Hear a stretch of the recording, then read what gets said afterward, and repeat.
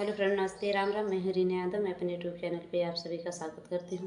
मैं आप सबके बीच में बहुत प्यारा गीत लेके आई हूँ। मेरे गीत कैसे लगे कमेंट में जरूर बताना। अच्छा लगे तो लाइक सब्सक्राइब शेयर जरूर करना। दुल्हन हम आते सब मेरे गीत है। मेरे चैनल को ज़्यादा से ज़्यादा सपोर्ट करना। इस गीत पे ज़्यादा से ज़्यादा आशीर्वाद देना। आप सब बहुत बहुत धन्यवाद।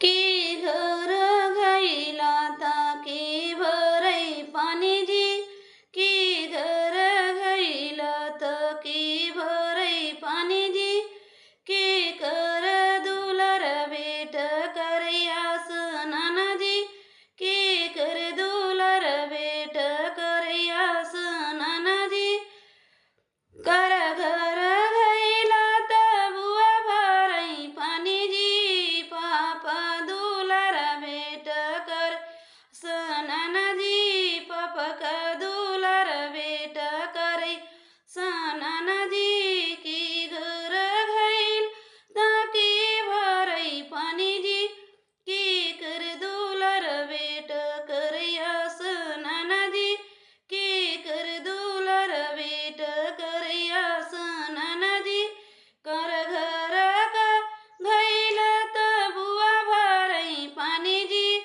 बुआ भरै पानी जी, मम्मी दुलर बेट करे सनाना जी, मम्मी के दुलर बेट करे सनाना जी, की घर गईला त के भरै पानी जी, की कर दुलर भैया करयास नाना जी, की कर दुलर भैया करे सनाना जी, कर घर गईला त बुआ भरै पानी जी, भैया के दुलर भैया करयास नाना जी, भैया के दुलर भैया करे सनाना जी, चाचा का दुलर बेट करयास नाना जी, चाचा कई दुलर बेट करया